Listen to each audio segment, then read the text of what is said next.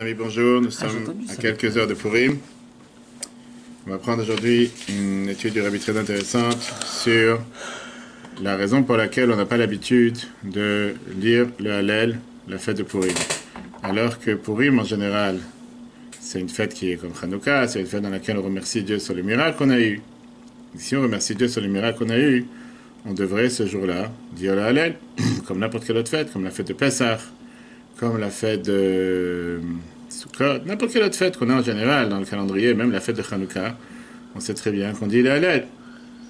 On va voir les différents avis qu'il y a dans la Gemara. Comment ça se fait qu'on ne dit pas le Hallel la fête de Purim? Est-ce que la Megillah remplace le Hallel? C'est oui, pourquoi? Quelle était la particularité du miracle de Purim que nous allons tous ensemble célébrer ce soir, même si cette année de manière différente, mais c'est Purim, c'est quand même la fête la plus joyeuse du calendrier. Et grâce à ça, si Dieu veut, on va chasser toute l'obscurité et tout le noir. Devant la Gemara. La Gemara, Megillah, page 14a. La Megillah dit la phrase suivante: le maître du Talmud sur l'origine de la Megillah et le lien avec le Hallel. Les prophètes instaurèrent la lecture de la Megillah en se basant sur l'interprétation suivante. Si, pour le transfert de l'esclavage à la liberté, nous récitons une louange, que ça, c'est quoi? Le cantique de devant la mer à la sortie d'Égypte, comme il nous dit Rashi, le fait qu'on a annoncé la Shira. À ce moment-là, n'en serait-il pas ainsi, à plus forte raison, pour un sauvetage de la mort à la vie, ce qui s'est passé à la fête de Purim? Alors, la Gemara dit dans ce cas, le Hallel devrait être également récité. Et en effet, le Hallel n'est pas récité pour un miracle ayant eu lieu en diaspora. Certes, la sortie d'Égypte eut également lieu en diaspora, mais avant l'entrée des enfants d'Israël, en Israël, toutes les terres étaient habilitées à réciter le cantique. Après l'entrée en Israël, elles ne le sont plus. Ça, c'est une avis que la Gemara nous dit. En deux mots, avant que le peuple juif rentre en Israël, on pouvait faire ce qu'on veut, on pouvait dire le Hallel n'importe où, une Shira n'importe où. Par contre, une fois qu'on est entré en Israël, on ne peut plus. Une fois qu'on est entré en Israël, pas toutes les terres peuvent dire une Shira et de louange à Dieu. Vient Rav Nachman, deuxième avis. Rav Nachman, il vient et nous dit, la lecture de la Megillah, ça c'est le Hallel. Pas besoin de demander de faire le Hallel à Purim, puisque par ça qu'on lit la Megillah, ça c'est la manière de remercier Dieu, ça c'est la manière de donner de louange à Dieu. Rav a dit, à la sortie d'Égypte, ils étaient les serviteurs de Dieu. Ils n'étaient plus serviteurs de Pharaon. Mais concernant Purim, peut-on affirmer la même chose? Est-ce qu'on peut dire la même chose, qu'on n'est plus les serviteurs on est les serviteurs de Dieu, et plus les serviteurs d'Achashverosh? Nous sommes encore serviteurs d'Achashverosh. Pourquoi? Rachid te dit, car ils ne furent pas libérés, ils furent libérés que de la mort, mais pas d'autre chose. On était encore en exil. Bien, la morale continue en te disant, la question subsiste selon Rava et selon Rav Nachman. Depuis l'entrée des enfants d'Israël en terre d'Israël, les autres terres n'étaient plus habilitées à réciter le cantique. Comment pouvait-on donc envisager la récitation du Hallel? En effet, une fois les enfants d'Israël exilés, les autres terres reprirent leur habilité initiale. Voilà trois options qu'il y a dans la Gemara. Et tout de suite voir, est-ce que quelqu'un qui a des miracles, il a eu des miracles, est-ce qu'il a le droit de dire le Hallel comme il veut? Est-ce qu'il a le droit n'importe quand de dire le Hallel comme il veut? Ou pas? Ou bien non? Tu ne veux pas faire Hallel de ce que tu veux, tu n'as pas le droit de dire Hallel comme tu as envie. Il y a trois raisons que la Gemara te donne. Pourquoi on ne dit pas le Hallel le jour de Purim? D'abord, parce que le miracle de Purim était en dehors de Chutz La'aretz, en dehors d'Israël. Deuxièmement, parce que la Megillah est à la place du Hallel. Troisièmement, parce que tu ne peux pas dire Hallelu Avdei Hashem, comme on dit dans l'Hallel, qu'on dit qu'on donne des louanges parce que nous sommes les serviteurs de Dieu, et pas les serviteurs d'Achashverosh, parce que nous sommes encore les esclaves d'Achashverosh, nous sommes encore en exil. Ça veut dire quoi? Que d'après la première et dernière raison, il n'y a pas d'obligation de dire le Hallel, alors que d'après la deuxième raison, on a le devoir de dire le Hallel. Sauf qu'à la place du Hallel, on dit déjà la Megillah, puisqu'on dit déjà la Megillah, pas besoin de lire le Hallel. Ah oui, tu demandes la question, qu'est-ce que tu es en train de me dire? Que parce qu'on est encore des esclaves d'Achashverosh, Rashi te dit, parce qu'on a été libérés seulement de la mort, pour ça on n'a pas besoin de dire le Hallel. La question de la Gemara, elle est toujours présente. Qu'est-ce qu'elle a demandé la Gemara au départ? Si, déjà qu'on a été libéré d'esclavage à la liberté, on a dit Shira, on a dit une chanson. Quand on a été libéré de la mort à la vie, pas à plus forte raison.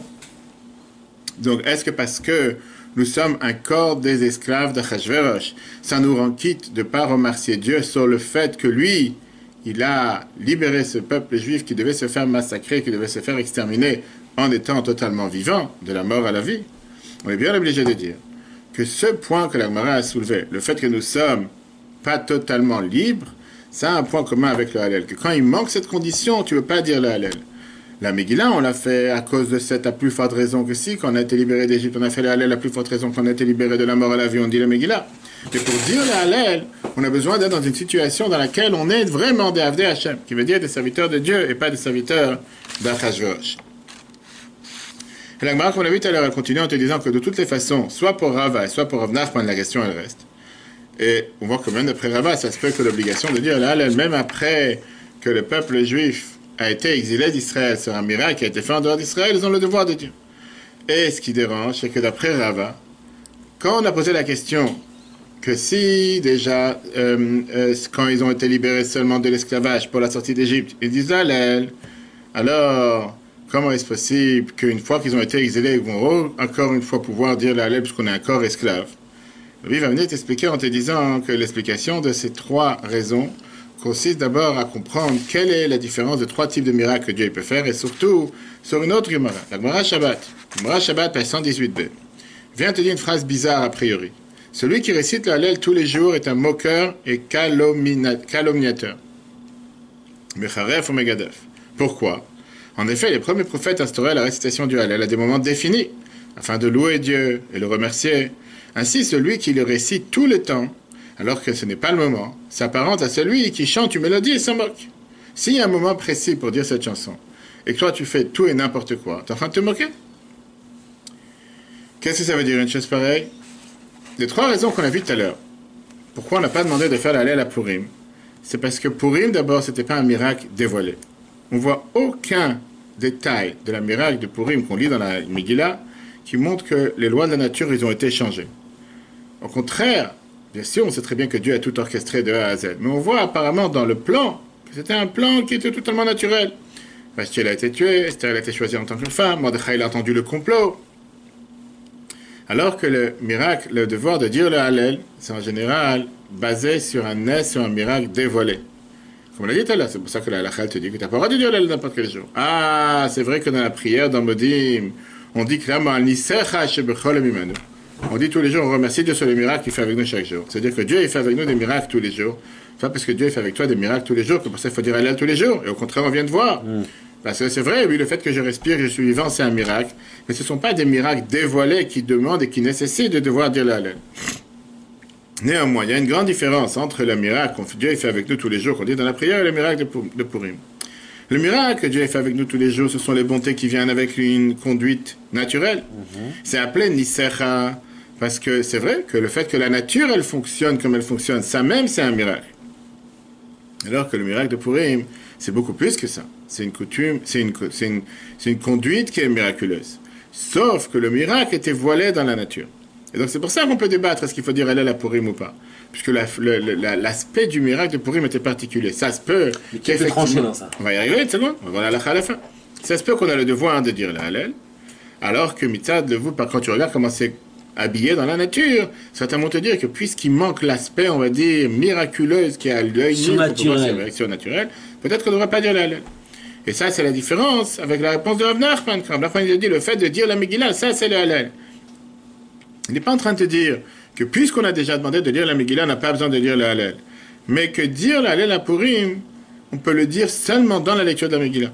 Ça veut dire, la fête de Purim, ce n'est pas un fait que tu ressens, que tu peux ressentir, que tu as besoin de dire le Hallel, qu'on dit seulement sur un miracle qui est dévoilé.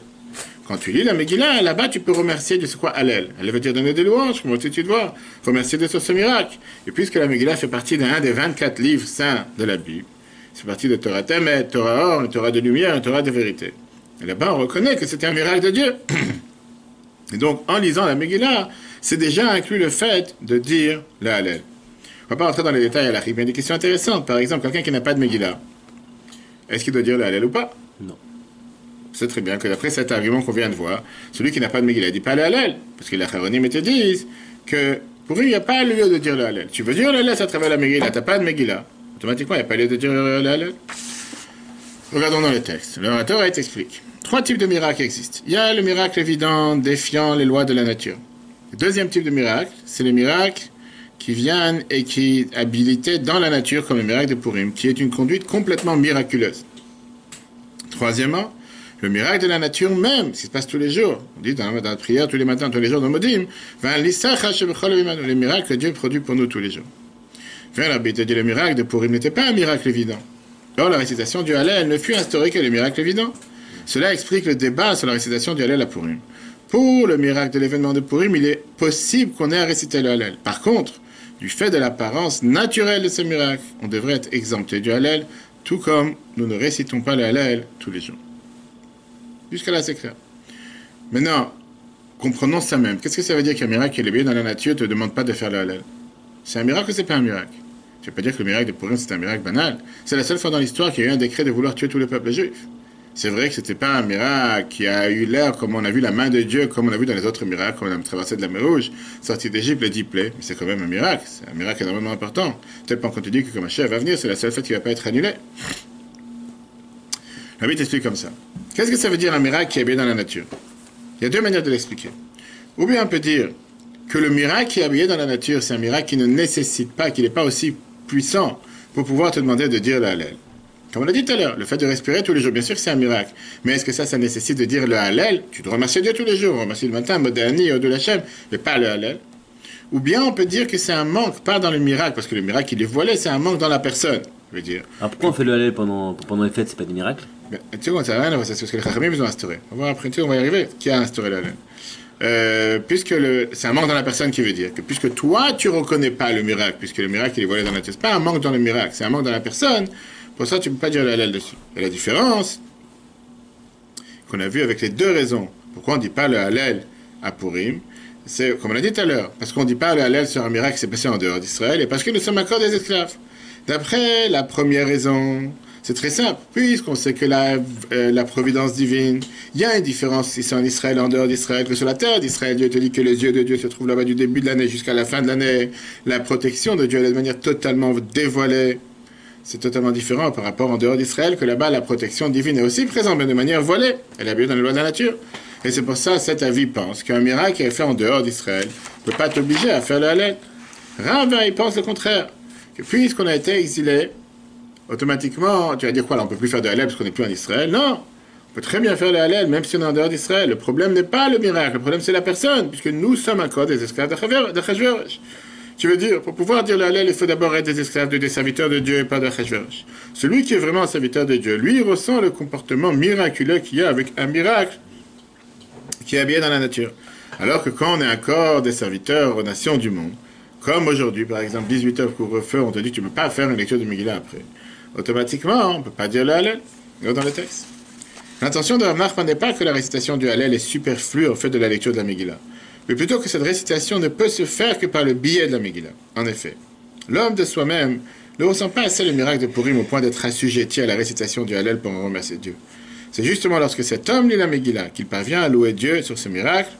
En effet, la Megillah est un des 24 livres sacrés de la Bible, faisant partie de la Torah de vérité, de la Torah lumineuse. Elle illumine donc la véritable teneur de l'événement, le fait qu'il s'agit d'un miracle divin, même s'il est habillé dans la nature. Et donc, la lecture de la Megillah, ça, c'est le Hallel. Concrètement, nous avons deux façons d'expliquer l'incompatibilité du Hallel avec le fait de Purim. D'un côté du fait de l'objet du miracle, qui est habillé pas dans la nature, celui-ci ne peut pas être assujetti au Hallel. Ou bien le manquement est chez l'homme, qui a du mal à percevoir le miracle et ne peut donc pas être assujetti au Hallel. Cela, c'est la nuance entre les deux raisons de la non-récitation du Hallel. Comme on vient de voir, s'il s'agit d'un miracle en diaspora, où la providence divine se cache dans la nature, ou bien nous sommes encore les serviteurs de Achashverosh, seul un serviteur de Dieu arrive à percevoir la conduite miraculeuse dans un miracle habillé dans la nature. Et là, on voit la différence qu'on vient de lire avec la différence qu'il y a entre la terre d'Israël et la diaspora dans le service divin. La différence entre la terre d'Israël et la diaspora chez l'homme correspond à la différence entre les sujets de son âme et ceux de son corps. Dans l'âme, partie de Dieu suprême, littéralement, la lumière divine est ressentie clairement, autant que les yeux de Dieu sont rivés clairement sur la terre d'Israël. Par contre, les sujets du corps sont extérieurs à ce dévoilement divin. Quel est l'enseignement qu'on apprend de tout ça pour le service de Dieu? On a dit tout à l'heure, la différence qu'il y a entre Israël et en dehors d'Israël, c'est la différence qu'il y a entre le corps et l'âme. Dans la Neshama, qui est une chelek elokam mal, qui est une parcelle divine, on ressent la lumière de Dieu. Par contre, dans le corps, il est en exil, on ne ressent pas forcément la lumière de Dieu. Et ça, c'est la première avis qui te dit qu'on dit pas Hallel sur un miracle qui est dit en dehors d'Israël. C'est un miracle en dehors d'Israël. Parce que dire Hallel vient le mot de pouvoir glorifier, de pouvoir illuminer, de pouvoir faire briller le dévoilement de Dieu. Et ça, c'est possible seulement par rapport à l'âme, pas par rapport au corps. L'âme ressent le dévoilement de Dieu, le corps ne le ressent pas. Et c'est pour ça que Rava, d'après la Chassidoute, on comprend pourquoi il te dit qu'on ne dit pas Hallel sur le miracle de Purim, parce que nous sommes encore des serviteurs d'Achashverosh. Néanmoins, il te dit que puisqu'on a été exilé, on peut encore une fois redire le Hallel, parce qu'on ne va pas rester tout le temps en exil sans dire le Hallel. Ça, qu'on a été exilé, que nous sommes les serviteurs d'Achashverosh, ça dépend seulement du corps. Par contre, pour la Neshama, depuis Matan Torah, le peuple juif est devenu les serviteurs de Dieu éternellement, qu'on soit en exil, qu'on ne soit pas en exil. Et comme c'est écrit dans le verset, justement, qu'il ibn Israël avadim, le peuple juif, nous sommes les serviteurs de Dieu. Et comme Dieu, il a clairement dit, Shtari Kodem, mon contrat, il passe d'abord. Comme le rabbi précédent avait dit, que seulement nos corps ont été envoyés en exil, mais notre âme n'a pas été envoyé en exil. C'est pour ça que Rava, il te dit qu'on n'a pas besoin de pas dire le Hallel quand on est en exil. Parce que l'âme n'a pas été touchée en exil. Et par rapport à ça, on peut très bien remercier Dieu, donner des louanges à Dieu. Le miracle de Purim qui était bien dans la nature, on ne peut pas remercier Dieu, parce que par rapport à la nature, nous sommes un corps, pour les sujets du corps, des serviteurs d'Achashverosh. Rav Nachman y pense que lire la Megillah, ça c'est le Hallel. Parce que la Torah, elle a le pouvoir de faire descendre la lumière de Dieu, même dans les lois de la nature, dans laquelle on va pouvoir ressentir la lumière de Dieu. Et dans le service de Dieu, ça veut dire quoi? Que même quand tu es au travail comme maintenant, même quand tu sers Dieu avec tous les sujets matériels, d'une manière que de n'importe quelle chose matérielle tu ressens le service de Dieu, à ce moment-là, tu fais descendre la divinité, même dans les sujets de la Neshama que tu as besoin. Et ça, c'est l'explication. Qu'est-ce que ça veut dire? Mismar, Geoula, le Geoula. On a le devoir de rapprocher la Geoula de Purim à la Geoula de Pessah. Que la Geoula de Purim, elle s'est passée la délivrance de Pessah, c'est venu parce que Dieu s'est dévoilé, les a libérés, avec des miracles dévoilés. Ça a fait en sorte que le peuple juif n'est plus resté des serviteurs de Pharaon, mais des serviteurs de Dieu. Et le but, c'est quoi? C'est de rapprocher cette délivrance à la délivrance de Purim, que même dans les sujets de la nature, on va reconnaître que ce sont des vrais miracles de Dieu, jusqu'à ce que ma chair va venir, on va voir avec nos propres chairs et nos propres yeux comment Dieu gère la planète. Regardons maintenant dans le texte. Le sens profond des trois approches pour expliquer la non-récitation du Hallel. Première approche, le Hallel n'est pas récité en diaspora. Pourquoi? Le Hallel n'est pas récité par un miracle en diaspora, car celui-ci a pour but de louer un dévoilement divin. Hallel venant de la même racine que la lumière, Behil ou Nero. D'ailleurs, ce dévoilement n'est applicable que pour l'âme de l'homme qui le ressent et non pas le corps de l'âme. Deuxième idée, deuxième approche, l'approche de Rava, nous sommes encore les serviteurs de Achashverosh. Cet asservissement ne s'applique que pour les sujets du corps. Concernant le sujet de l'âme, depuis le don de la Torah, les enfants d'Israël sont les serviteurs éternels de Dieu. C'est pourquoi Rava ne remet pas en cause le Hallel en exil, mais plutôt le fait qu'il ne soit pas applicable pour lui. Troisième approche, l'approche de Rav Nachman, que la lecture de la Megillah, ça c'est le Hallel. Par la force de la Torah, l'homme peut apporter la révélation divine, même dans les sujets de la nature, afin qu'il puisse ressentir la lumière de la sainteté. Ainsi, dans le service divin, lorsque l'homme sert Dieu dans tous ses sujets matériels, que tous ses actes sont pour Dieu et qu'il les retrouve dans toutes ses formes, l'homme y apporte ainsi une révélation divine similaire à celle du sujet de son âme. Quel enseignement de tout ça? Le devoir de Purim, c'est de rendre le miracle évident, même lorsqu'il n'est pas visible. Comme la Gemara Megillah te dit dans la page 6b, on juxtapose une délivrance avec une autre, celle de Purim et celle de Pessah. La délivrance de Pessah produite par le fait que Dieu, le roi des rois, se dévoila à eux et libéra les enfants d'Israël avec des miracles évidents, fit en sorte qu'ils devinrent des serviteurs de Dieu et pas des serviteurs de Pharaon. Ainsi, l'objectif de juxtaposer, de faire descendre cette délivrance, même dans la délivrance de Purim, afin que même dans les sujets de la nature, on puisse ressentir qu'il s'agit d'un fait de miracle, jusqu'à mériter le dévoilement de la délivrance complète. Amen. Que Dieu fasse qu'on puisse mériter tous ces miracles. Pour se repos sur l'application et ne pas oublier aujourd'hui de donner le machatzit à chaque avant mincha. Il y en a qui donnent un demi-pièce d'euro ou un demi-pièce de shekel, un demi-pièce de dollar 3 fois par personne. Il y en a qui ont l'habitude de donner 5 euros 3 fois par personne parce que c'est la valeur de machatzit à shekel, comment c'était en argent pur et pas en argent le shekel qu'on a aujourd'hui.